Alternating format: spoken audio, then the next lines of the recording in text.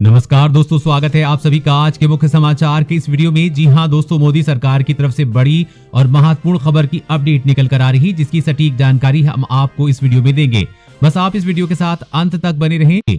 लेकिन उससे पहले आपसे एक छोटी सी रिक्वेस्ट है कि मुझे इस वीडियो को बनाने में बहुत मेहनत लगती है, तो इस मेहनत के लिए वीडियो पर एक लाइक जरूर कीजिएगा। साथ ही वीडियो के नीचे दिए गए इस लाल बटन को दबाकर चैनल को सब्सक्राइब कीजिए और इस घंटी को भी दबाइए ताकि आपको दिन भर की बड़ी खबरों की जानकारी लगातार मिलती रहे। तो चलिए दोस्तों, एक एक करके सभी बड़ी खबरों के बारे में जान लेते हैं। तो आज की पहली बड़ी खबर की अपडेट की बात करें तो हिंद महासागर में चीन को मुंहतोड़ जवाब देगा भारत, युद्धपोतों पर तैनात होंगे ड्रोन। जी हाँ, सीमा पर पड़ोसी देशों चीन और पाकिस्तान के साथ सख्त संबंधों का मामला कर रहा है। भारत लगातार अपनी ताकत में इजाफा कर रहा है। अब भारतीय नौसेना तत्काल रूप से 10 जहाजी ड्रोन खरीदने जा रही है। नौसेना ने ये फैसला हिंद महासागर के क्षेत्र में निगरानी के स्तर को और बेहतर बनाने के लिए किया है। नौसेना को सरकार की तरफ से अनुमति मिल गई है। एक रिपोर्ट सामने आई थी कि जिसमें कहा जा रहा था कि चीन ने हिंद महासागर में अंडर वाटर ड्रोन तैनात किए हैं। सरकारी सूत्रों ने समाचार एजेंसी ने बताया था कि ये प्रस्ताव भारतीय नौसेना की तरफ से फास्ट ट्रैक मोड में लाया गया है, जिसके तहत सेना करीब 1300 करोड़ रुपए के 10 नेवल एरियल सिस्टम खरीदेगी। ये प्रस्ताव सरकार की तरफ से स्वीकार कर लिया गया है। नौसेना इन ड्रोन्स का अधिग्रहण एक खुली नीलामी के जरिए करेगी, वहीं इन्हें तुरंत ही युद्धपोतों पर तैनात कर दिया जाएगा।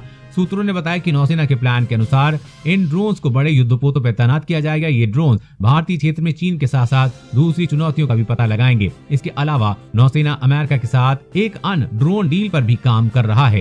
और अगली बड़ी खबर की बात करें तो यूपीआई लेन देन पर एनपीसीआई की सफाई, जानिए अब आपकी जेब पर क्या पड़ेगा असर। जी हां, यूपीआई लेन देन पर आपको कोई अतिरिक्त चार्ज नहीं देना है। एनपीसीआई ने साफ किया है कि नए साल से यूपीआई लेन देन पर किसी तरह का कोई अतिरिक्त चार्ज नहीं लगाया जा रहा है।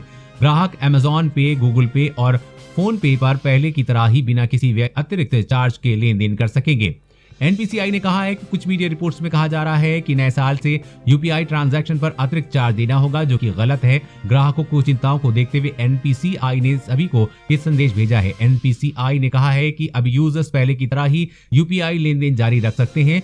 पहले कुछ मीडिया रिपोर्ट में दावा किया गया था कि अमेजॉन पे, गूगल पे और फोन पे से यूपीआई लेन देन पर अतिरिक्त चार्ज देना पड़ सकता है, क्योंकि एनपीसीआई ने थर्ड पार्टी ऐप की सेवा देने वाली कंपनियों के भुगतान पर जनवरी 2021 से 30% कैप लगाने का फैसला लिया है। लेकिन अब ये साफ किया गया है कि इससे सच्चाई नहीं है, किसी भी तरह का चार्ज नहीं लगाया जा रहा है। इसलिए उन सभी ग्राहकों के लिए बड़ी राहत की खबर है जो यूपीआई का इस्तेमाल लेन देन के लिए करते हैं। और अगली बड़ी खबर की बात करें तो अब नहीं चलेगा लोकल हेलमेट, देना होगा भारी भरकम जुर्माना, हो सकती है जेल। जी हाँ, दो पहिया वाहन चलाते समय जुर्माने के डर से आमतौर पर लोग किसी भी तरह का हेलमेट पहन लेते हैं, लेकिन अब ऐसा करने वालों को भारी भरकम जुर्माना देना पड़ सकता है।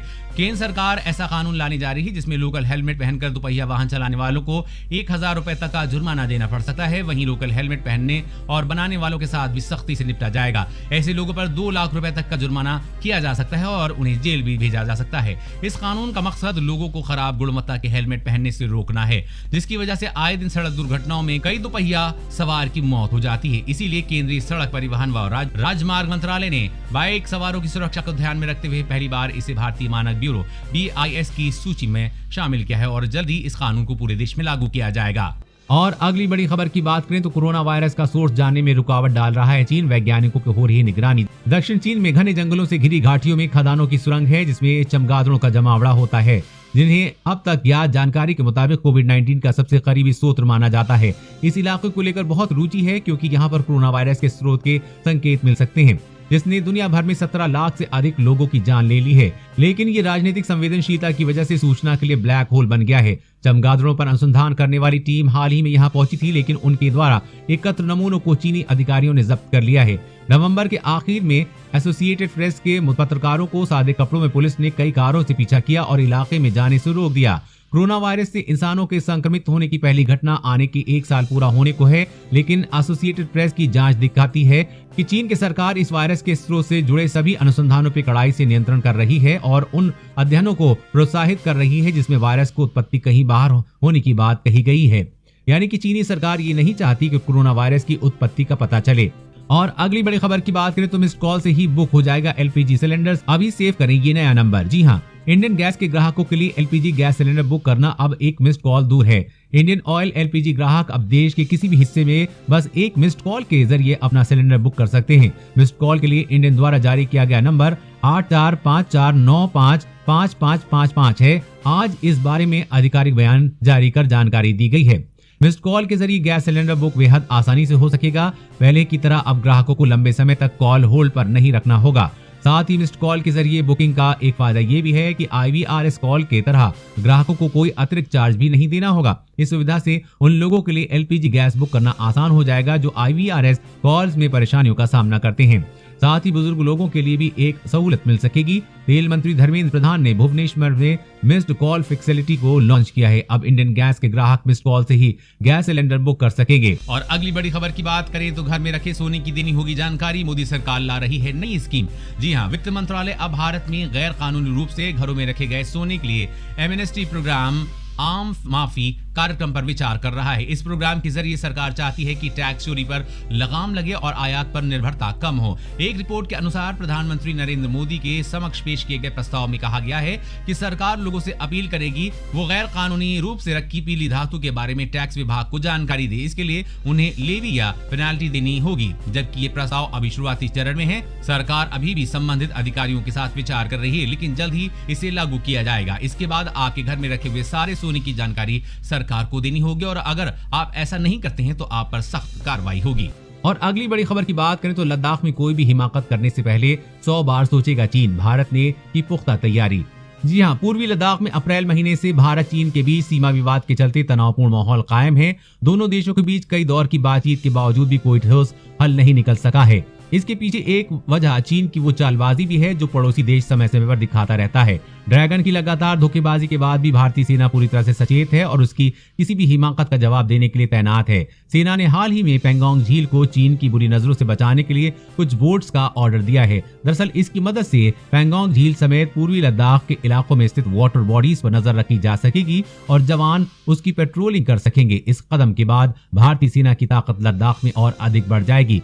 एक्सपर्ट का कहना है कि सेना को चीनियों से मुकाबला करने के लिए नई नावों की जरूरत थी, क्योंकि चीनी बेहतर नावों का उपयोग कर रहे हैं और वो नावों को तेज गति से चलाते हैं। इससे बड़ी लहरें पैदा होती हैं और हल्के भारतीय गश्ती नौकाओं को दूसरी ओर धकेलती हैं। भारतीय सेना को पहले की तुलना में और अधिक शक्तिशाली नावों की आवश्यकता थी, जिसका अब ऑर्डर दिया गया है। और अगली बड़ी खबर की बात करें तो अब ट्रेन का टिकट रद्द कराने पर नहीं होना पड़ेगा परेशान। रेलवे ने किए नए नियम में ये बदलाव। जी हाँ, रेलवे आरक्षण केंद्र से कार्ड द्वारा बुक टिकट को रद्द कराने पर यात्री के बैंक खाते में रिफंड राशि अब तत्काल आएगी। अभी यात्रियों को टिकट रिफंड की रकम मिलने में 4-5 दिन लग जाते हैं, जबकि टिकट बुक कराने के समय कार्ड नंबर डालते ही बैंक खाते से तत्काल राशि कट जाती है। इसमें रेलवे कार्ड से टिकट बुकिंग प्रक्रिया को सरल बनाने में जुटा हुआ है। वहीं यात्री सुविधा एवं ग्राहकों को आकर्षित करने के लिए रेलवे में रोज नए नियम बनते हैं। इसके तहत वाणिज्य विभाग के वर्षों पुराने नियम में बदलाव की तैयारी शुरू है, ताकि यात्रियों की परेशानी दूर करने समेत रेलवे में व्यवसाय करने वालों को अवसर प्रदान कर सकें। इंटरनेट के दौर में टिकट व अन्य तरह की सुविधा को नए वाणिज्य नियम में शामिल किया जाएगा, ताकि यात्रियों एवं ग्राहकों को कैशलेस ट्रांजैक्शन व अन्य सुविधा मुहैया कराने का नया सिस्टम अपडेट हो सके। क्योंकि रेलवे वाणिज्य विभाग के नियम में अब तक मैनुअल आरक्षण ही दर्ज है, नए नियम में ऑनलाइन बुकिंग की सभी सुविधाओं को जोड़ा जाएगा। और अगली बड़ी खबर की बात करें तो मुकेश अंबानी का ऐलान, भारत जल्द होगा 2G सेवा से मुक्त, बनाएं ये प्लान। जी हां, रिलायंस इंडस्ट्रीज के चेयरमैन मुकेश अंबानी ने शुक्रवार को सरकार से 2G सर्विस को बंद करने को लेकर तत्काल प्रभाव से कदम उठाने की मांग की है, जिससे फीचर फोन इस्तेमाल करने वाले करीब 30 करोड़ यूजर को बुनियादी तौर पर इंटरनेट मुहैया कराया जा सके। उन्होंने कहा कि भारत समेत दुनिया भर के ज्यादातर देश अब 5G इस्तेमाल कर रहे हैं और ऐसे वक्त में भारत के 30 करोड़ फोन यूजर्स को 2G के दौर से निकलने का प्रयास होना चाहिए। मुकेश अंबानी ने बताया कि गूगल और जियो का एक साथ मिलकर एक ऑपरेटिंग सिस्टम बनाएंगे जो एंट्री लेवल के 4G 5G स्मार्टफोन के लिए होगा और भारत को 2G मुक्त बनाएगा। मुकेश अंबानी ने कहा है कि भारत 5G युग के दरवाजे पर खड़ा है और जल्द ही भारत में 5G की शुरुआत हो जाएगी और पूरे भारत को 2G से मुक्त किया जाएगा। वैसे दोस्तों, आप कौन सी सिम का इस्तेमाल करते हैं, 2G, 3G या 4G? नीचे कमेंट करके जरूर बताइएगा। और अगली बड़ी खबर की बात करें तो किसान बंद कराएंगे मॉल और पेट्रोल पंप, सरकार को दी ये बड़ी चेतावनी। जी हाँ, कृषि कानून के खिलाफ पिछले 1 महीने से आंदोलन कर रहे किसान पीछे हटने का नाम नहीं ले रहे हैं। वहीं सरकार भी मानने को तैयार नहीं दिख रही है। इस बीच प्रदर्शन कर रहे किसानों ने सरकार को अब नए सिरे से धमकी दी है। किसानों ने कहा है कि अगर अगली बैठक में सरकार से होने वाली बातचीत का कोई ठोस नतीजा नहीं निकलता है तो फिर वो अपने विरोध प्रदर्शन को और तेज करेंगे। किसानों ने कहा है कि वो हरियाणा में पेट्रोल पंप और मॉल्स को बंद करवा देंगे। गौरतलब है कि किसानों की मांग है कि सरकार 3 नए कृषि कानून को रद्द करे, साथ ही न्यूनतम समर्थन मूल्य की कानूनी गारंटी दे। सिंघू बॉर्डर पर संवाददाता सम्मेलन को संबोधित करते हुए किसान नेताओं ने अपनी मुख्य मांगों को पूरा नहीं होने पर कड़े कदमों की चेतावनी दी है। मालूम हो कि दिल्ली की सीमा पर किसान पिछले 1 महीने से ज्यादा समय से लगातार आंदोलन कर रहे हैं।